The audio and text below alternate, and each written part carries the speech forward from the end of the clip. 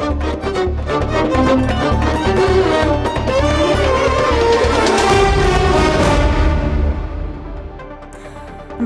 Middle east ന്യൂസിലേക്ക് എല്ലാ പ്രിയപ്പെട്ട പ്രേക്ഷകർക്കും സ്വാഗതം. ആദ്യം നോക്കാം തലക്കെട്ടുകൾ. 2 മലയാളികളുടെ വധശിക്ഷ നടപ്പിലാക്കി UAE. വധശിക്ഷ നടപ്പിലാക്കിയത് മുഹമ്മദ് റിനാഷ്, മുരളീധരൻ PV എന്നിവരുടെ. വധശിക്ഷ നടപ്പിലാക്കിയവരുടെ വിവരം UAE വിദേശകാര്യ മന്ത്രാലയം അറിയിച്ചു. വധശിക്ഷയ്ക്കിരയായത് കൊലക്കുറ്റത്തിന് ശിക്ഷിക്കപ്പെട്ടവർ. സ്വർണ്ണാഭരണ മേഖലയിലെ നിക്ഷേപം വർദ്ധിപ്പിക്കുന്നതിനായി ഷാർജ എയർപോർട്ട് ഫ്രീ സോൺ സന്ദർശിച്ച് 60 അംഗ ഇന്ത്യൻ പ്രതിനിധി സംഘം. ഇരു രാജ്യങ്ങൾ തമ്മിലുള്ള സഹകരണം വർദ്ധിപ്പിക്കൽ, ആഭരണ വ്യവസായത്തിൽ നിക്ഷേപ അവസരങ്ങൾ തുറക്കുക ലക്ഷ്യം.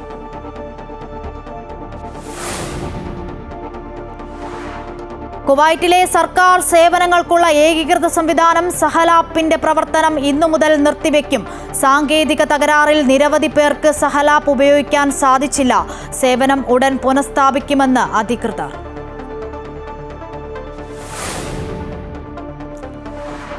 പൊതുസ്ഥലങ്ങളിൽ വാഹനം ഉപേക്ഷിക്കുന്നതിനും വൃത്തിയില്ലാത്ത വാഹനങ്ങൾ ഉപയോഗിക്കുന്നതിനും പിഴ ചുമത്താനൊരുങ്ങി അബുദാബി നഗരസഭ.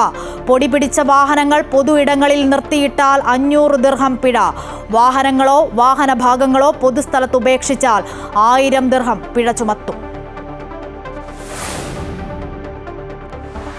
റിയാദ് ന്യൂ ഇൻഡസ്ട്രിയൽ സിറ്റിയിൽ പ്രവർത്തിക്കുന്ന മരുന്ന് ഫാക്ടറിക്ക് പിഴ ചുമത്തി Saudi food and drug authority. നടപടി മരുന്നുകൾ രജിസ്റ്റർ ചെയ്യാതെ വാണിജ്യാടിസ്ഥാനത്തിൽ നിർമ്മിക്കുകയും വിൽക്കുകയും ചെയ്തതിന് 14.5 ലക്ഷം റിയാൽ പിഴയൊടുക്കണം.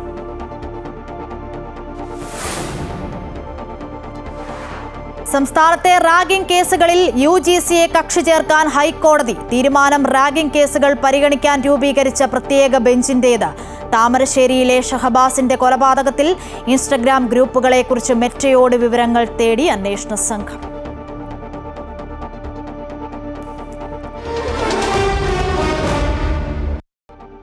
ഏറ്റവും പ്രധാനപ്പെട്ട വാർത്തയിലേക്കാണ് ഇനി പോകുന്നത്. 2 മലയാളികളുടെ വധശിക്ഷ നടപ്പിലാക്കി UAE. മുഹമ്മദ് റിനാഷ്, മുരളീധരൻ PV എന്നിവരുടെ വധശിക്ഷയാണ് നടപ്പിലാക്കിയത്. വധശിക്ഷ നടപ്പിലാക്കിയവരുടെ വിവരം UAE വിദേശകാര്യ മന്ത്രാലയം അറിയിച്ചു. വധശിക്ഷയ്ക്കിരയായത് കൊലക്കുറ്റത്തിന് ശിക്ഷിക്കപ്പെട്ടവരാണ്. സാധ്യമായ എല്ലാ നിയമസഹായവും നൽകിയിരുന്നതായി കേന്ദ്രം അറിയിച്ചു. ഇന്ത്യൻ പൗരനെ കൊലപ്പെടുത്തിയതിനാണ് മുരളീധരൻ വിചാരണ നേരിട്ടത്. സംസ്കാരത്തിൽ പങ്കെടുക്കാൻ കുടുംബത്തിന് സൗകര്യമൊരുക്കും. കൂടുതൽ വിവരങ്ങളുമായി ദേവിക ചന്ദ്രൻ കൂടി ചേരുന്നു. ദേവിക, വധശിക്ഷയുമായി ബന്ധപ്പെട്ട് കേന്ദ്രം എന്തൊക്കെ കാര്യങ്ങളാണ് അറിയിച്ചത്? മറ്റു വിവരങ്ങൾ. അശ്വതി, 2 മലയാളികളുടെ വധശിക്ഷ നടപ്പിലാക്കി എന്ന അറിയിപ്പാണ് വിദേശകാര്യ മന്ത്രാലയത്തിന് ലഭിച്ചത്. മുഹമ്മദ് റിനാഷ് A, മുരളീധരൻ PV എന്നിവരുടെ വധശിക്ഷയാണ് നടപ്പിലാക്കിയത്. നയതന്ത്രപരവും നിയമപരവുമായ എല്ലാ സഹായങ്ങളും ചെയ്തിരുന്നുവെങ്കിലും ഈ ഒരു വധശിക്ഷ ഒഴിവാക്കാൻ സാധിച്ചില്ല എന്നാണ് കേന്ദ്രത്തിന്റെ ഭാഗത്തു നിന്നും നമുക്ക് കിട്ടുന്ന അറിയിപ്പ്. എന്തായാലും ഇത്തരത്തിലൊരു ശിക്ഷ നടപ്പാക്കിയതിനെ പറ്റി ഇരുവരുടെയും കുടുംബത്തെ അറിയിച്ചിട്ടുണ്ട്. ഇരുവരുടെയും കുടുംബത്തിന് ഇവരുടെ സംസ്കാരത്തിൽ പങ്കെടുക്കാൻ വേണ്ട സൗകര്യങ്ങൾ ഒരുക്കാൻ ശ്രമിക്കുകയാണെന്നും നിലവിൽ കേന്ദ്രം അറിയിച്ചിട്ടുണ്ട്. ഈ 2 പേരും കൊലപാതക കുറ്റത്തിന് വിചാരണ നേരിട്ടിരുന്നവരാണ്. അതുകൊണ്ട് തന്നെ ദയാഹർജി ഉൾപ്പെടെയുള്ള നടപടികളുമായി ഈ വിദേശകാര്യ മന്ത്രാലയം ഈ ഒരു വധശിക്ഷ ഒഴിവാക്കാൻ ശ്രമിച്ചിരുന്നുവെങ്കിലും അതിന് സാധിച്ചിരുന്നില്ല. 2 പേരും കൊലക്കുറ്റത്തിന് വിചാരണ നേരിട്ടിരുന്നവരാണ്. ഈ മുഹമ്മദ് റിനാഷ് UAE പൗരനെ വധിച്ചെന്ന കേസിൽ വിചാരണ നേരിട്ടിരുന്ന ആളാണ്. മുരളീധരൻ ഇന്ത്യൻ പൗരനെ വധിച്ചതിന് വിചാരണ നേരിട്ടിരുന്ന ആളാണ്. എന്തായാലും സാധ്യമായ എല്ലാ നിയമസഹായവും നൽകിയിരുന്നെങ്കിലും ഇത്തരത്തിലൊരു വധശിക്ഷ ഒഴിവാക്കാനായില്ലെന്നാണ് വിദേശകാര്യ മന്ത്രാലയത്തിന്റെ ഭാഗത്തു നിന്നും നമുക്ക് ലഭിക്കുന്ന വിവരം. അശ്വതി, ശരി, വിവരങ്ങളാണ് ദേവിക ചന്ദ്രൻ നൽകിയത്. സ്വർണ്ണാഭരണ മേഖലയിലെ നിക്ഷേപം വർദ്ധിപ്പിക്കുന്നതിനായി ഉന്നതതല ഇന്ത്യൻ പ്രതിനിധി സംഘം ഷാർജ എയർപോർട്ട് ഫ്രീ സോൺ സന്ദർശിച്ചു. പ്രമുഖ കമ്പനികളെ പ്രതിനിധീകരിക്കുന്ന 60-ലധികം അംഗങ്ങൾ അടങ്ങുന്ന സംഘമാണ് സന്ദർശനം നടത്തിയത്. ഫ്രീ സോൺ വാഗ്ദാനം ചെയ്യുന്ന അത്യാധുനിക സേവനങ്ങളും അടിസ്ഥാന സൗകര്യങ്ങളും അതിന്റെ സംയോജിത ബിസിനസ് സൗകര്യങ്ങളും വിപുലമായ ലോജിസ്റ്റിക് ഇൻഫ്രാസ്ട്രക്ചറും പ്രതിനിധി സംഘം പരിശോധിച്ചു. ഇരു രാജ്യങ്ങളും തമ്മിലുള്ള സഹകരണം വർദ്ധിപ്പിക്കുന്നതിനും ആഭരണ വ്യവസായത്തിൽ നിക്ഷേപത്തിന് പുതിയ അവസരങ്ങൾ തുറക്കുന്നതിനും ഇന്ത്യയിലെ പ്രധാന സ്വർണ്ണ നിർമ്മാതാക്കളുമായുള്ള സാമ്പത്തിക ബന്ധം ശക്തിപ്പെടുത്തുന്നതിനും പ്രതിനിധി സംഘത്തിന്റെ സന്ദർശനം സഹായിക്കുമെന്ന് സേഫ് സോൺ ഡയറക്ടർ സയ്യൂദ് സാലേം അൽ മർസൂയി പറഞ്ഞു. ഷാർജയും ഇന്ത്യയും തമ്മിലുള്ള വ്യാപാര ബന്ധം മെച്ചപ്പെടുത്തുന്നതിനായി സേഫ് സോൺ എല്ലാ ശ്രമങ്ങളും നടത്തുമെന്നും അദ്ദേഹം വ്യക്തമാക്കി. കുവൈറ്റിലെ സർക്കാർ സേവനങ്ങൾക്കായുള്ള ഏകീകൃത സംവിധാനമായ സഹൽ ആപ്പിന്റെ പ്രവർത്തനം ഇന്ന് കുവൈറ്റ് സമയം രാത്രി 11:30 മുതൽ നിർത്തിവെക്കും. അറ്റകുറ്റപ്പണികളുടെ ഭാഗമായാണ് സേവനം നിർത്തിവെക്കുന്നത്. ഇത് സംബന്ധിച്ച് ഉപഭോക്താക്കൾക്ക് സന്ദേശം നൽകിയതായി അധികൃതർ വ്യക്തമാക്കി. എന്നാൽ സാങ്കേതിക തകരാർ മൂലം പലർക്കും മെസ്സേജ് തുറക്കുവാനും ഉള്ളടക്കം വായിക്കുവാനും തടസ്സം നേരിട്ടതായി പ്രാദേശിക പത്രങ്ങൾ റിപ്പോർട്ട് ചെയ്തു. അറ്റകുറ്റപ്പണികൾക്ക് ശേഷം ഉടനെ തന്നെ സേവനം പുനഃസ്ഥാപിക്കുമെന്നും അധികൃതർ അറിയിച്ചു. പൊതുസ്ഥലങ്ങളിൽ വാഹനങ്ങൾ ഉപേക്ഷിക്കുന്നതിനും വൃത്തിയില്ലാത്ത വാഹനങ്ങൾ ഉപയോഗിക്കുന്നതിനും പിഴശിക്ഷ ചുമത്തുമെന്ന് അബുദാബി നഗരസഭ. നഗരഭംഗിക്ക് കോട്ടം തട്ടും വിധം അഴുക്ക് നിറഞ്ഞ വാഹനങ്ങൾ നിർത്തിയിട്ട് പോകുന്നതും വാഹനഭാഗങ്ങളോ ഉപേക്ഷിക്കുന്നതും കുറ്റകരമാണെന്ന് അബുദാബി നഗരസഭ വ്യക്തമാക്കി. പൊടിപിടിച്ച വാഹനങ്ങൾ പൊതുയിടങ്ങളിൽ നിർത്തിയിട്ടാൽ 500 ദിർഹമാണ് പിഴ. ആവർത്തിച്ചാൽ 1000, 2000 എന്നിങ്ങനെ പിഴ വർദ്ധിക്കും. വാഹനങ്ങളോ വാഹനഭാഗങ്ങളോ പൊതുസ്ഥലത്ത് ഉപേക്ഷിച്ചാൽ 1000 ദിർഹം പിഴ അടയ്ക്കേണ്ടി വരും. ആവർത്തിച്ചാൽ 2000 ദിർഹമായി പിഴ സംഖ്യ വർദ്ധിക്കും. വാഹനങ്ങൾ രൂപമാറ്റം വരുത്തി ശബ്ദ ശല്യമുണ്ടാക്കി ഓടിക്കുന്നതും നിയമവിരുദ്ധമാണ്. ഇത്തരത്തിൽ 100-ലേറെ വാഹനങ്ങൾ അബുദാബിയിലും അൽ-ഐനിലുമായി ജനുവരിയിൽ പിടിച്ചെടുത്തിരുന്നു. അമിത ശബ്ദമുണ്ടാക്കുന്ന വാഹനങ്ങൾ ഓടിക്കുന്നതിന് 2000 ദിർഹം പിഴയും 12 ബ്ലാക്ക് പോയിന്റുകളും ശിക്ഷ ലഭിക്കാവുന്ന നിയമലംഘനമാണ് ഇത്. റിയാദ് ന്യൂ ഇൻഡസ്ട്രിയൽ സിറ്റിയിൽ പ്രവർത്തിക്കുന്ന മരുന്ന് ഫാക്ടറിക്ക് Saudi food and drug authority 14.5 lakh riyal പിഴ ചുമത്തി. അതോറിറ്റിയിൽ രജിസ്റ്റർ ചെയ്യുന്നതിന് മുൻപായി മരുന്നുകൾ വാണിജ്യാടിസ്ഥാനത്തിൽ നിർമ്മിക്കുകയും വിൽക്കുകയും ചെയ്തതിനാണ് പിഴ. Saudi food and drug authority നടത്തിയ പരിശോധനയിൽ കണ്ടെത്തി. വിവിധ ഇനത്തിലുള്ള 29 മരുന്നുകളുടെ 1 ലക്ഷത്തിലേറെ പാക്കറ്റുകൾ പരിശോധനയ്ക്കിടെ പിടിച്ചെടുത്തു. നിയമത്തിലെ 28-ാം വകുപ്പ് ഫാക്ടറി ലംഘിച്ചെന്നാണ് കണ്ടെത്തിയത്. ഇത്തരം നിയമലംഘനങ്ങൾക്ക് 10 വർഷം വരെ തടവും 1 കോടി റിയാൽ വരെ പിഴയും ചുമത്താൻ നിയമത്തിലെ 3500 വകുപ്പ് അനുശാസിക്കും. കുവൈറ്റിൽ പള്ളികൾ കേന്ദ്രീകരിച്ച് പണപ്പിരിവ് നടത്തുന്നതിനുള്ള നിരോധനം കർശനമാക്കി. മതകാര്യ മന്ത്രാലയം പള്ളികളിലെ ഇമാമുമാർക്കാണ് ഇത് സംബന്ധിച്ച കർശന നിർദ്ദേശം നൽകിയത്. ഏതെങ്കിലും ചാരിറ്റബിൾ പദ്ധതിക്ക് വേണ്ടി സംഭാവന ശേഖരിക്കുന്നതിന് പള്ളികളിലെ ഇമാമുകൾക്ക് വിലക്ക് ഏർപ്പെടുത്തിയതോടൊപ്പം ജീവകാരുണ്യ സംഘടനകളുടെ പ്രതിനിധികൾ പള്ളിയിൽ വെച്ച് നടത്തുന്ന പ്രവർത്തനങ്ങൾക്ക് നിബന്ധനകളും പുറപ്പെടുവിച്ചു. അംഗീകൃത സംഘടനകളുടെ പ്രതിനിധികൾ ബാങ്ക് അല്ലെങ്കിൽ കെനറ്റ് ഉപകരണങ്ങൾ വഴി മാത്രമേ സംഭാവനകൾ സ്വീകരിക്കാൻ പാടുള്ളൂ. ധനസമാഹരണത്തിനായി അധികാരപ്പെടുത്തിയ പ്രതിനിധികളുടെ സന്ദർശനത്തെക്കുറിച്ച് സംഘടന പള്ളി ഇമാമിനെ മുൻകൂട്ടി അറിയിക്കണം. സംഭാവനകൾ ശേഖരിക്കാൻ അധികാരപ്പെടുത്തിയ ചാരിറ്റികൾ സൊസൈറ്റികളുടെയും സ്ഥാപനങ്ങളുടെയും പ്രതിനിധികൾ പള്ളിക്കുള്ളിൽ അസോസിയേഷനെക്കുറിച്ചോ അത് ഏറ്റെടുക്കുന്ന പദ്ധതികളെക്കുറിച്ചോ ആമുഖ പ്രസംഗം നടത്താനോ സംസാരിക്കാനോ പാടില്ല. ഓരോ അസോസിയേഷനും സ്വതന്ത്ര പരസ്യങ്ങൾ സ്ഥാപിക്കണം. കൂടാതെ മന്ത്രാലയത്തിൻ്റെ ഫത്വ കമ്മിറ്റിയുടെ ഫത്വ അനുസരിച്ച് പ്രാർത്ഥന നടത്തുന്നതിൽ നിന്ന് വിശ്വാസികളുടെ ശ്രദ്ധ വ്യതിചലിപ്പിക്കുന്ന തരത്തിലുള്ള യാതൊരുവിധ പ്രവർത്തനങ്ങളും ഉണ്ടാകരുത്.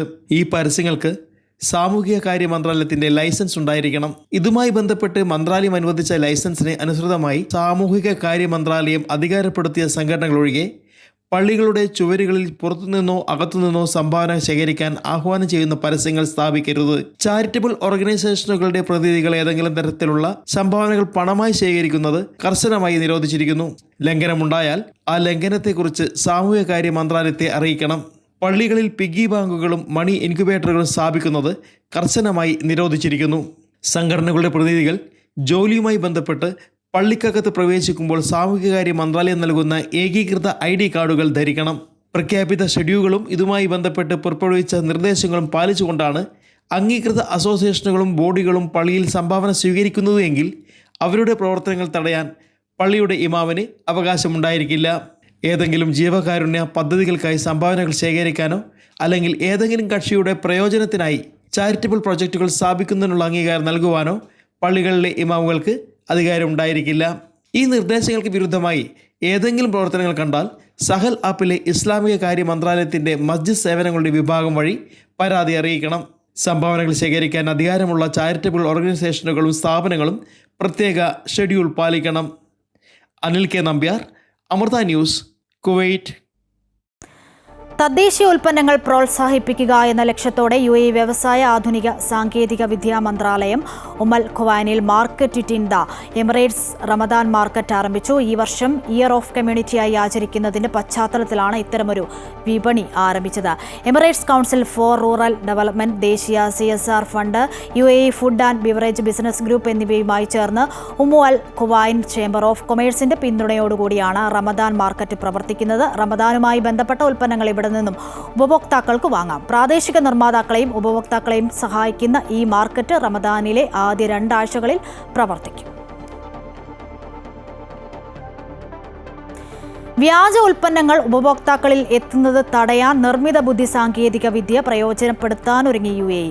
അബുദാബി ജുഡീഷ്യൽ വകുപ്പ് സംഘടിപ്പിച്ച ഉപഭോക്തൃ അവകാശങ്ങളെക്കുറിച്ചും ദേശീയ വ്യവസായങ്ങൾ വികസിപ്പിക്കുന്നതിനെക്കുറിച്ചുമുള്ള ഫോറത്തിലാണ് ഇത് സംബന്ധിച്ച ചർച്ചകൾ നടന്നത്. വ്യാജ ഉൽപ്പന്നങ്ങൾ കണ്ടെത്തുന്നതിന് അത്യാധുനിക ഡിജിറ്റൽ സാങ്കേതിക വിദ്യ പ്രയോജനപ്പെടുത്തും. അന്താരാഷ്ട്ര സഹകരണവും നിർമ്മിത ബുദ്ധി സാങ്കേതിക വിദ്യകളും പ്രയോജനപ്പെടുത്തി ഇവ വിപണിയിലെത്തുന്നത് തടയാനാണ് പദ്ധതി. വ്യാജ വസ്തുക്കളുടെ വിൽപ്പന, അളവിലും തൂക്കത്തിലുമുള്ള ക്രമക്കേട് എന്നിങ്ങനെയുള്ള തട്ടിപ്പുകൾ തടയുകയാണ് പ്രധാന ലക്ഷ്യം. റമദാൻ മാസത്തിൽ റോഡ് സുരക്ഷാ ബോധവൽക്കരണ പരിപാടിയുമായി ദുബായ് RTA അതോറിറ്റി. അപകടങ്ങൾ ഒഴിവാക്കുക എന്ന ലക്ഷ്യത്തോടെ ടാക്സി ഡ്രൈവർമാർ, വലിയ വാഹനങ്ങൾ ഓടിക്കുന്നവർ, സ്കൂട്ടർ യാത്രക്കാർ, തൊഴിലാളികൾ എന്നിവർക്കാണ് സുരക്ഷാ മുൻകരുതൽ നിർദ്ദേശങ്ങൾ നൽകുന്നത്. വിവിധ കമ്പനികളുമായി സഹകരിച്ച് ദിവസവും ആയിരക്കണക്കിന് ഇഫ്താർ കിറ്റുകളും RTA വിതരണം ചെയ്യുന്നുണ്ട്. 2025 സമൂഹ വർഷമായി UAE പ്രഖ്യാപിച്ച സാഹചര്യത്തിൽ 20 ജീവകാരുണ്യ പ്രവർത്തനങ്ങൾക്കും റമദാൻ മാസത്തിൽ RTA തുടക്കം കുറിക്കുമെന്ന് അറിയിച്ചു. നോൾ കാർഡുകൾ വഴി താഴ്ന്ന വരുമാനക്കാരായ കുടുംബങ്ങൾക്ക് വിശുദ്ധ മാസത്തിലേക്കുള്ള അവശ്യ ഭക്ഷണ സാധനങ്ങൾ നൽകുന്നതാണ് ഈ സംരംഭം. ഇനി മറ്റു വാർത്തകൾ നോക്കാം. സംസ്ഥാനത്തെ റാഗിംഗ് കേസുകളിൽ UGCയെ കക്ഷി ചേർക്കാൻ തീരുമാനമെടുത്ത് ഹൈക്കോടതിയുടെ പ്രത്യേക ബെഞ്ച്. റാഗിംഗ് കേസുകൾ പരിഗണിക്കാനായി രൂപീകരിച്ച പ്രത്യേക ബെഞ്ചിന്റെ ആദ്യ സിറ്റിംഗിലാണ് നിർണായക തീരുമാനം. റാഗിംഗ് നിരോധന നിയമപ്രകാരം സംസ്ഥാനത്തെ കോളേജുകളിൽ പ്രത്യേക നിയമങ്ങൾ രൂപീകരിക്കണമെന്നും സർക്കാരിനും പ്രവർത്തന ഗ്രൂപ്പ് രൂപീകരിക്കാമെന്നും പ്രത്യേക ബെഞ്ച് നിർദ്ദേശിച്ചു. ഇത് സംബന്ധിച്ച് സംസ്ഥാന സർക്കാരിനോട് മറുപടി സത്യവാങ്മൂലം നൽകാനും കോടതി നിർദ്ദേശിച്ചു.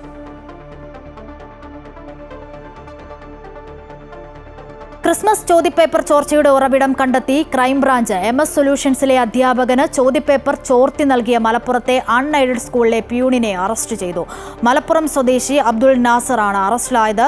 വാട്സപ്പ് വഴിയാണ് ചോദ്യങ്ങൾ ചോർത്തി നൽകിയതെന്ന് പ്രതി അബ്ദുൾ നാസർ മൊഴി നൽകി.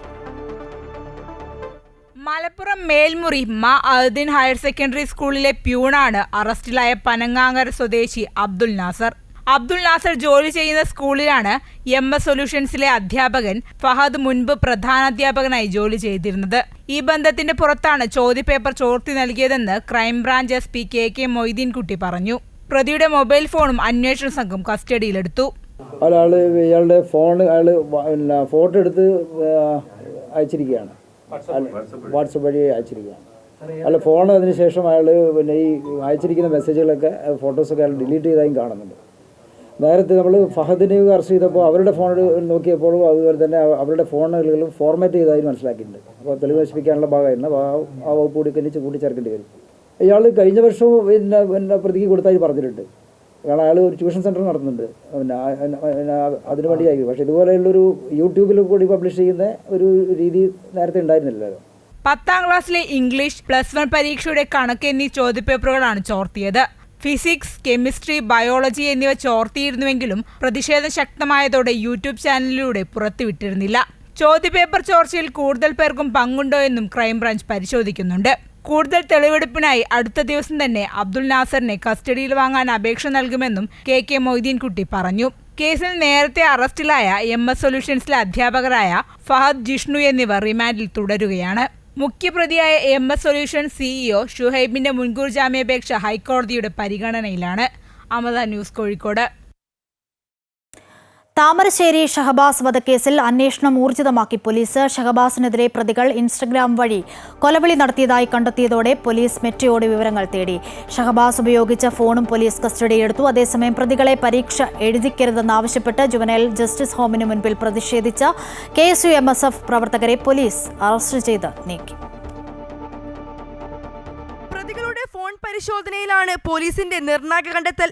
ഷഹബാസിനെ നേരിട്ട് കണ്ടാൽ കൊല്ലുമെന്ന് പ്രതികൾ ഇൻസ്റ്റഗ്രാം വഴി ഭീഷണി മുഴക്കിയിരുന്നു. ഇതേ തുടർന്നാണ് ഇൻസ്റ്റഗ്രാം ഗ്രൂപ്പുകളെക്കുറിച്ചും ഓഡിയോ സന്ദേശങ്ങളുടെ ഉറവിടത്തെക്കുറിച്ചും പരിശോധിക്കാൻ അന്വേഷണ സംഘം മെറ്റയുടെ വിവരങ്ങൾ തേടിയത്. ഇൻസ്റ്റഗ്രാം അക്കൗണ്ടുകൾക്കായി ഉപയോഗിച്ച ഡിവൈസുകളുടെ വിവരം അറിയിക്കാനും നിർദ്ദേശം നൽകിയിട്ടുണ്ട്. കൂടുതൽ പരിശോധനകൾക്കായി ഷഹബാസിന്റെ ഫോണും പോലീസ് കസ്റ്റഡിയിലെടുത്തു. അതേസമയം പ്രതികളെ പരീക്ഷ എഴുതിക്കരുതെന്നാവശ്യപ്പെട്ട് പ്രതികളെ പാർപ്പിച്ചിരിക്കുന്ന വെള്ളിമാടുകുന്ന് ജുവനൈൽ ജസ്റ്റിസ് ഹോമിന് മുമ്പിൽ KSUവും MSFും പ്രതിഷേധ മാർച്ച് നടത്തി. പ്രതിഷേധിച്ച KSU MSF പ്രവർത്തകരെ പോലീസ് അറസ്റ്റ് ചെയ്തു നീക്കി. അമൃത ന്യൂസ്, കോഴിക്കോട്. തിയേറ്ററുകളിൽ വൻ വിജയം നേടിയ ഉണ്ണി മുകുന്ദൻ ചിത്രം മാർക്കോ ടെലിവിഷനിലേക്ക് എത്തില്ല. സെൻട്രൽ ബോർഡ് ഓഫ് ഫിലിം സർട്ടിഫിക്കേഷനാണ് പ്രദർശന അനുമതി നിഷേധിച്ചത്. ലോവർ കാറ്റഗറി മാറ്റത്തിനുള്ള അപേക്ഷ CBFC നിരസിച്ചു. റീജിയണൽ എക്സാമിനേഷൻ കമ്മിറ്റിയുടെ ശുപാർശ സെൻട്രൽ ബോർഡ് അംഗീകരിക്കുകയായിരുന്നു. U അല്ലെങ്കിൽ UA കാറ്റഗറിയിലേക്ക് മാറ്റാൻ പറ്റാത്ത അത്ര വയലൻസ് സിനിമയിലുണ്ട് എന്നതായിരുന്നു വിലയിരുത്തൽ. കൂടുതൽ സീനുകൾ വെട്ടിമാറ്റി വേണമെങ്കിൽ നിർമ്മാതാക്കൾക്ക് വീണ്ടും അപേക്ഷിക്കും. സർക്കാരുമായുള്ള ചർച്ചയ്ക്ക് ശേഷം മാത്രമേ സിനിമാ സമരത്തിന്റെ കാര്യത്തിൽ തീരുമാനമെടുക്കൂവെന്ന് ഫിലിം ചേംബർ. ഈ മാസം 10-ാം തീയതിക്ക് ശേഷം മന്ത്രിയുമായി ചർച്ച നടത്തും. അതേസമയം സിനിമയിലെ വയലൻസിൽ സെൻസർ ബോർഡിനാണ് ഉത്തരവാദിത്തമെന്നും ഫിലിം ചേംബർ ആരോപിച്ചു. കൊച്ചിയിൽ നടന്ന ഫിലിം ചേംബർ യോഗത്തിലാണ് സിനിമാ സമരത്തിൽ നിർണായക തീരുമാനമുണ്ടായത്. സമരവുമായി മുന്നോട്ട് പോകരുതെന്ന് സിനിമാ മന്ത്രി കഴിഞ്ഞ ദിവസം ആവശ്യപ്പെട്ടിരുന്നു. ഇതോടെയാണ് സർക്കാരുമായി ഈ മാസം 10-ന് ശേഷം ചർച്ച നടത്താമെന്നും ചർച്ച വിജയിച്ചില്ലെങ്കിൽ മാത്രമേ പണിമുടക്ക് നടത്തൂവെന്നും ഫിലിം ചേംബർ അറിയിച്ചത്. ഒരു സിനിമാ വ്യവസായം ഗുണകരമായിട്ടുള്ള ഒരു മീറ്റിംഗ് വയ്ക്കും. ആ മീറ്റിങ്ങിനോട് ശേഷം നമ്മൾ ഒരു ഡേറ്റ് മാത്രമേ അനൗൺസ് ചെയ്യുള്ളൂ. അതിനുശേഷം നമുക്ക് അനുഭവപൂർവമായിട്ടുള്ളൊരു തീരുമാനങ്ങൾ ഉണ്ടാവുന്നില്ല എന്നുണ്ടെങ്കിൽ തീർച്ചയായിട്ടും ചേംബറിന്റെ നേതൃത്വത്തിൽ ഈ സമരവുമായിട്ട് മുന്നോട്ട് പോകും. ഞങ്ങളുടെ നിലനിൽപ്പാണ് ഒരു പ്രധാന വിഷയം. സിനിമാ തിയേറ്ററുകളായാലും ശരി, പ്രൊഡ്യൂസറായാലും ശരി, ഡിസ്ട്രിബ്യൂട്ടറായാലും ശരി, നിലനിൽക്കാൻ പറ്റാത്ത ഒരു സാഹചര്യത്തിലൂടെ മുന്നോട്ട് പോകുന്നു. ആ ചർച്ചയ്ക്ക് ശേഷം അനുഭവപൂർവമായിട്ടുള്ളൊരു തീരുമാനങ്ങൾ ഉണ്ടായില്ല എങ്കിൽ മറ്റു കാര്യങ്ങൾ ഞങ്ങൾ ഉടനെ തന്നെ അറിയിക്കുന്നതായിരിക്കും. GSTക്കൊപ്പമുള്ള വിനോദ നികുതി സംസ്ഥാന സർക്കാർ പിൻവലിക്കുക, താരങ്ങളുടെ വൻ പ്രതിഫലം കുറയ്ക്കുക തുടങ്ങിയവയാണ് ഫിലിം ചേംബർ ഉന്നയിച്ച പ്രധാന ആവശ്യങ്ങൾ. അതേസമയം സിനിമയിലെ വയലൻസ് സമൂഹത്തെ സ്വാധീനിക്കുമെന്ന് ഫിലിം ചേംബർ വ്യക്തമാക്കി. സെൻസർ ബോർഡിനാണ് ഇക്കാര്യത്തിൽ ഉത്തരവാദിത്തമെന്നും വാർത്താസമ്മേളനത്തിൽ film chamber president BR Jacob പറഞ്ഞു. അമൃത ന്യൂസ്, കൊച്ചി. സെക്രട്ടേറിയറ്റിന് മുന്നിലെ ആശാ വർക്കർമാരുടെ അനിശ്ചിതകാല രാപ്പകൽ സമരം 24-ാം ദിവസത്തിലേക്ക് കടക്കുമ്പോൾ ഫണ്ടിന്റെ കണക്കിനെ ചൊല്ലിയുള്ള കേന്ദ്ര സംസ്ഥാന സർക്കാരുകളുടെ വാദപ്രതിവാദം രൂക്ഷം. രാജ്യാന്തര വനിതാ ദിനമായ 8-ന് സ്ത്രീകളെ അണിനിരത്തി പ്രതിഷേധം കടുപ്പിക്കാനാണ് ആശമാരുടെ തീരുമാനം. ആശാവർക്കർമാരുടെ സമരം 24-ാം ദിനത്തിലെത്തി നിൽക്കുമ്പോൾ ഫണ്ടിനെ ചൊല്ലിയുള്ള കണക്കുകൾ നിരത്തുകയാണ് കേന്ദ്ര സംസ്ഥാന സർക്കാരുകൾ. ആശാവർക്കർമാരുടെ പ്രതിഫലം നൽകാത്തത് സംസ്ഥാന സർക്കാരിന്റെ ഭരണപരാജയമാണെന്നും കഴിവില്ലായ്മയുമാണെന്നും കേന്ദ്രം പുറത്തിറക്കിയ പ്രസ്താവനയിൽ കുറ്റപ്പെടുത്തുന്നു. ബജറ്റിൽ പറഞ്ഞതിനേക്കാളും 120 കോടി അധികമായി കേരളത്തിന് നൽകിയിട്ടുണ്ടെന്നും ആശാവർക്കർമാർക്ക് ശമ്പളം നൽകാനുള്ള തുക ഇതിലുണ്ടെന്നുമാണ് കേന്ദ്ര വിശദീകരണം. എന്നാൽ 2023-24 വർഷത്തെ തുക നൽകാനില്ലെന്ന കേന്ദ്രവാദം തെറ്റെന്ന് ആരോഗ്യമന്ത്രിയുടെ ഓഫീസും പറയുന്നു. കേന്ദ്രാവിഷ്കൃത പദ്ധതികൾ പണമുടക്കി സംസ്ഥാനമാണ് ചെയ്യുന്നതെന്ന് കേരളവും വാദിക്കുന്നുണ്ട്. വിവിധ കണക്കുകൾ നിരത്തി കേന്ദ്രവും സംസ്ഥാനവും വാദിക്കുന്നതിനിടയിലും സമരക്കാരുടെ പ്രതികരണമാകട്ടെ മറ്റൊന്നാണ്. അവർ തമ്മിൽ തർക്കിച്ചോട്ടെ, ഞങ്ങൾ ആ തർക്കത്തിൽ ഇടപെടുന്നില്ല. ഞങ്ങളെ സംബന്ധിച്ച് 232 രൂപയ്ക്ക് ഇനി ജോലി ചെയ്യാൻ തയ്യാറല്ല. അത് വർദ്ധിപ്പിച്ചേ പറ്റുള്ളൂ. അപ്പോൾ അതുകൊണ്ട് അവർ കേന്ദ്രവും സംസ്ഥാനവും പരസ്പരം പഴിചാരി രക്ഷപ്പെടുന്നതിന് പകരം എന്താണ് ഓരോ സംസ്ഥാനത്തെയും ജനങ്ങൾക്ക് ചെയ്യേണ്ടതെന്നതിനെ സംബന്ധിച്ച് വ്യക്തത ഉണ്ടാക്കണം. അതാണ് വേണ്ടുന്നത്. അത് ചെയ്തു കഴിഞ്ഞാൽ പ്രശ്നം പരിഹരിച്ചു. മാർച്ച് 8 വനിതാ ദിനത്തിൽ കേരളത്തിൽ നിന്നാകെ സ്ത്രീകളെ സമരവേദിയിലേക്ക് സ്വാഗതം ചെയ്തിട്ടുണ്ട് ആശമാർ. ആനിരാജ, അരുന്ധതി റോയ് എന്നിവരെ സംഗമത്തിലേക്ക് എത്തിക്കാനാണ് ആശമാരുടെ ശ്രമം. ഞങ്ങൾ ഈ 8-ാം തീയതി അന്തർദേശീയ വനിതാ ദിനം ആശമാരോടൊപ്പം എന്നൊരു മുദ്രാവാക്യം വെച്ചുകൊണ്ട് കേരളത്തിലെ മുഴുവൻ വനിതകളെയും ഇതിലേക്ക് സ്വാഗതം ചെയ്യുകയാണ്. ഇതിനോടകം ഈ 24 ദിവസം കൊണ്ട് ആയിരക്കണക്കിന് സ്ത്രീകളോട് വന്നുപോയി, നിരവധി സംഘടനകൾ വന്നു. ഞങ്ങൾ മുഴുവൻ ആളുകളെ സ്വാഗതം ചെയ്യണം. ആളുകൾ കാത്തിരിക്കുകയാണ് ഇങ്ങോട്ട് വരാൻ. ആ ദിനമായിട്ട് ഞങ്ങൾ അതിനെ മാറ്റുകയാണ്. രാഷ്ട്രീയാതീതമായി പൊതുജനത്തിൽ നിന്നുള്ള പിന്തുണ ഉറപ്പാക്കുകയാണ് ലക്ഷ്യം. ആശാവർക്കർമാർക്ക് പിന്തുണയുമായി ഇന്ന് ഷാഫി പറമ്പിൽ MP സമരപ്പന്തലിലെത്തി. അമൃത ന്യൂസ്, തിരുവനന്തപുരം. വിപ്ലവ വീര്യത്താൽ ചുവന്നു തുടുത്ത കൊല്ലത്തിന്റെ മണ്ണിൽ CPM സംസ്ഥാന സമ്മേളനത്തിന്റെ ചെമ്പതാക ഉയർന്നു. ടൗൺ ഹാളിൽ ക്രമീകരിച്ചിട്ടുള്ള കോടിയേരി ബാലകൃഷ്ണൻ നഗറിൽ പ്രതിനിധി സമ്മേളനത്തിന് നാളെ തുടക്കമാകും. പോളിറ്റ് ബ്യൂറോ അംഗവും കേന്ദ്ര കമ്മിറ്റി കോർഡിനേറ്ററുമായ പ്രകാശ് കാരാട്ട് പ്രതിനിധി സമ്മേളനം ഉദ്ഘാടനം ചെയ്യും. 9-ന് സമ്മേളനം സമാപിക്കും. കയ്യൂരിൽ നിന്നും M സ്വരാജ് ക്യാപ്റ്റനായി കൊണ്ടുവന്ന പതാക ശൂരനാട് രക്തസാക്ഷി മണ്ഡപത്തിൽ നിന്നും CS സുജാതയുടെ നേതൃത്വത്തിലെത്തിച്ച കൊടിമരം, വയലാറിൽ നിന്നും PK ബിജു നയിച്ച ദീപശിഖ റാലി, 3 ജാഥകളും ആശ്രാമം മൈതാനത്തൊരുക്കിയ സീതാറാം യെച്ചൂരി നഗറിൽ സംഗമിച്ചപ്പോൾ പാർട്ടി പ്രവർത്തകരുടെ ആവേശം തൊണ്ടപൊട്ടുമാറ് മുദ്രാവാക്യങ്ങളായി അന്തരീക്ഷത്തിൽ അലയടിച്ചു.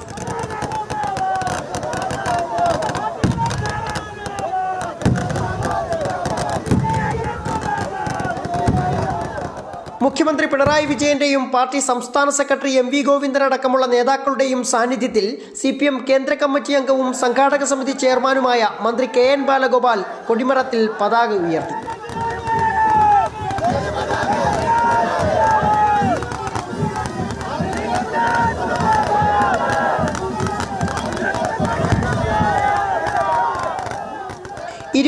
രക്തസാക്ഷികളുടെ ബലികുടീരത്തിൽ നിന്നും ജ്വലിപ്പിച്ചു കൊണ്ടുവന്ന ദീപശിഖകൾ പ്രതിനിധി സമ്മേളന വേദിയായ ടൗൺ ഹാളിലെ കോടിയേരി ബാലകൃഷ്ണൻ നഗറിൽ സ്ഥാപിച്ചു. വ്യാഴാഴ്ച രാവിലെ 9-ന് പോളിറ്റ് ബ്യൂറോ അംഗവും കേന്ദ്ര കമ്മിറ്റി കോർഡിനേറ്ററുമായ പ്രകാശ് കാരാട്ട് പ്രതിനിധി സമ്മേളനം ഉദ്ഘാടനം ചെയ്യും. സംസ്ഥാന സെക്രട്ടറി MV ഗോവിന്ദൻ പ്രവർത്തന റിപ്പോർട്ട് അവതരിപ്പിക്കും. സംഘടനാ റിപ്പോർട്ടും ചർച്ചയും മറുപടിയുമൊക്കെയായി മാർച്ച് 7, 8, 9 തീയതികളിൽ പ്രതിനിധി സമ്മേളനം തുടരും. 8-ന് സംസ്ഥാന സെക്രട്ടറിയെയും സംസ്ഥാന സമിതി അംഗങ്ങളെയും പാർട്ടി കോൺഗ്രസ് പ്രതിനിധികളെയും തെരഞ്ഞെടുക്കും. MV ഗോവിന്ദൻ തന്നെ സെക്രട്ടറിയായി തുടർന്നേക്കുമെന്നാണ് സൂചന. പ്രായപരിധിയും മറ്റും മുൻനിർത്തി മുതിർന്ന നേതാക്കളിൽ ചിലർ ഒഴിയുമ്പോൾ 4-ലധികം പുതുമുഖങ്ങൾ സംസ്ഥാന കമ്മിറ്റിയിൽ ഇടം പിടിച്ചേക്കും. സമ്മേളനത്തിന്റെ സമാപന ദിവസമായ ഞായറാഴ്ച 2.5 ലക്ഷത്തോളം പേർ അണിനിരക്കുന്ന പ്രകടനവും റെഡ് വോളണ്ടിയർ മാർച്ചും പൊതുസമ്മേളനവും നടക്കും. ദേശിംഗനാടിനെ ആവേശ ചെങ്കടലാക്കി CPM സംസ്ഥാന സമ്മേളനത്തിന് കൊല്ലത്ത് തുടക്കമായിരിക്കുന്നു. പാർട്ടിയുടെ രാഷ്ട്രീയ നിലപാടുകളും സാമൂഹ്യ വിഷയങ്ങളുമടക്കം ചർച്ചയ്ക്ക് വിധേയമാക്കി സ്വയം വിമർശനത്തിലൂടെയും സ്ഫുടം ചെയ്തെടുത്ത കൃത്യമായ വ്യക്തമായ രാഷ്ട്രീയ നയരൂപീകരണത്തിനുള്ള വേദിയാണ് ഇനി ഇവിടം. കൊല്ലത്തു നിന്നും പ്രതിവാളത്തുകൊണ്ടൊപ്പം സുജിത് സുരേന്ദ്രൻ, അമൃത ന്യൂസ്. തിരഞ്ഞെടുപ്പിൽ ആര് നയിക്കുമെന്നത് ചർച്ച ചെയ്തിട്ടില്ലെന്നും 75 എന്ന പ്രായപരിധി നേരത്തെ നിലവിലുള്ളതാണെന്നും CPM പോളിറ്റ് ബ്യൂറോ അംഗം പ്രകാശ് കാരാട്ട്. CPM സംസ്ഥാന സമ്മേളനത്തിന് പങ്കെടുക്കാനായി തിരുവനന്തപുരം വിമാനത്താവളത്തിൽ എത്തിയതായിരുന്നു അദ്ദേഹം. Age limit is there always. It was there last time also. Nothing new. Main thing is not that. Main thing is in the state conference we'll discuss about the work we are doing in Kerala and the future direction of the work and how to strengthen the party in Kerala and also provide fresh impetus for the LDF government here. Okay, who will lead the party into party? We don't discuss those things in the state conference. സുസ്ഥിര വികസന ലക്ഷ്യങ്ങൾ നേടിയെടുക്കാൻ പരിസ്ഥിതി സൗഹാർദ്ദ പ്രവർത്തനങ്ങൾ ഏകോപിപ്പിക്കുക എന്ന ആശയത്തിലൂന്നി സംഘടിപ്പിക്കുന്ന ത്രിദിന അന്താരാഷ്ട്ര ഉച്ചകോടിക്ക് അമൃത വിശ്വവിദ്യാപീഠം കൊച്ചി ക്യാമ്പസ് വേദിയാകുന്നു. പാനൽ ചർച്ചകൾ, പരിശീലന ശില്പശാലകൾ തുടങ്ങിയവ ഉച്ചകോടിയുടെ ഭാഗമാണ്. പ്രകൃതിയുടെ സ്വാഭാവിക ഒഴുക്കിനൊപ്പം നീങ്ങിയാൽ സന്തോഷകരമായ ജീവിതം സാധ്യമാകുമെന്ന് അനുഗ്രഹ പ്രഭാഷണത്തിൽ മാതാമൃതാനന്ദമയി മഠം ജനറൽ സെക്രട്ടറി സ്വാമി പൂർണ്ണാമൃതാനന്ദപുരി പറഞ്ഞു.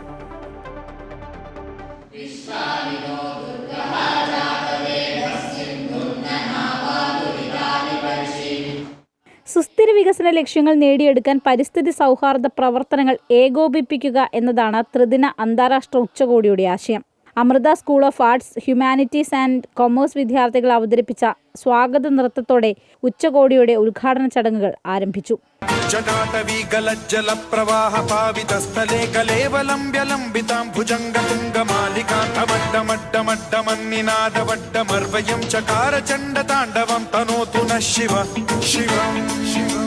പ്രകൃതിയുടെ സ്വാഭാവിക ഒഴുക്കിനൊപ്പം നീങ്ങിയാൽ സന്തോഷകരമായ ജീവിതം നയിക്കാൻ സാധിക്കുമെന്ന് ഉദ്ഘാടന ചടങ്ങിന്റെ ഭാഗമായി ഭദ്രദീപം കൊളുത്തിയ ശേഷം നടത്തിയ അനുഗ്രഹ പ്രഭാഷണത്തിൽ മാതാ അമൃതാനന്ദമയി മഠം ജനറൽ സെക്രട്ടറി സ്വാമി പൂർണ്ണാമൃതാനന്ദപുരി പറഞ്ഞു. If you know how to move according to the flow of this nature, life can become effortless. Whatever is natural is beautiful. At least don't destroy the purity of this nature with our evil thoughts. Kerala forest research institute director doctor Kannan C Warrier ഉച്ചകോടി ഉദ്ഘാടനം ചെയ്തു. രാജ്യത്തെ വിവിധ സംസ്ഥാനങ്ങളിലെ വനസമ്പത്തുകളെക്കുറിച്ചും വിശ്വാസത്തിന്റെ ഭാഗമായി വിവിധ ജനവിഭാഗങ്ങൾ നടത്തിവരുന്ന വനസംരക്ഷണ പ്രവർത്തനങ്ങളെക്കുറിച്ചും ഡോക്ടർ കണ്ണൻ സി വാര്യർ സംസാരിച്ചു. വിദ്യാർത്ഥികൾ തയ്യാറാക്കിയ അമൃതകിരണം മാഗസീനിന്റെ പ്രകാശനവും ഗോവ അന്താരാഷ്ട്ര ചലച്ചിത്രോത്സവത്തിൽ ഹ്രസ്വ ചലച്ചിത്ര വിഭാഗത്തിൽ പുരസ്കാരങ്ങൾ നേടിയ അന്ധകാറിന് പിന്നിൽ പ്രവർത്തിച്ച വിദ്യാർത്ഥികൾക്കുള്ള സമ്മാനദാനവും ചടങ്ങിൽ നടന്നു. പാനൽ ചർച്ചകൾ, ജൈവ വൈവിധ്യ സംരക്ഷണ പരിശീലന ശില്പശാലകൾ എന്നിവയും 3 ദിവസം നീണ്ടു നിൽക്കുന്ന ഉച്ചകോടിയുടെ ഭാഗമായി സംഘടിപ്പിക്കുന്നുണ്ട്. Doctor Harsha Bhargavi, doctor Eric Bean, doctor Nirmalya Mukherjee എന്നിവരുൾപ്പെടെ പ്രശസ്തരായ വിദഗ്ധർ ചർച്ചകൾക്ക് നേതൃത്വം നൽകും. വെള്ളിയാഴ്ച നടക്കുന്ന സമാപന സമ്മേളനം സംസ്ഥാന കൃഷി വകുപ്പ് മന്ത്രി പി പ്രസാദ് ഉദ്ഘാടനം ചെയ്യും. Amrita news, Kochi.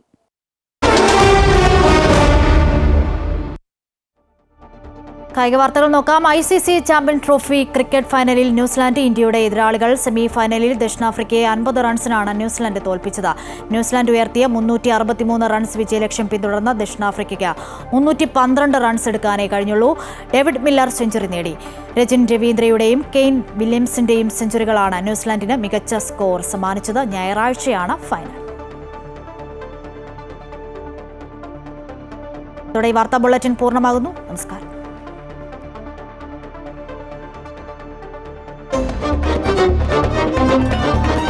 Thank you.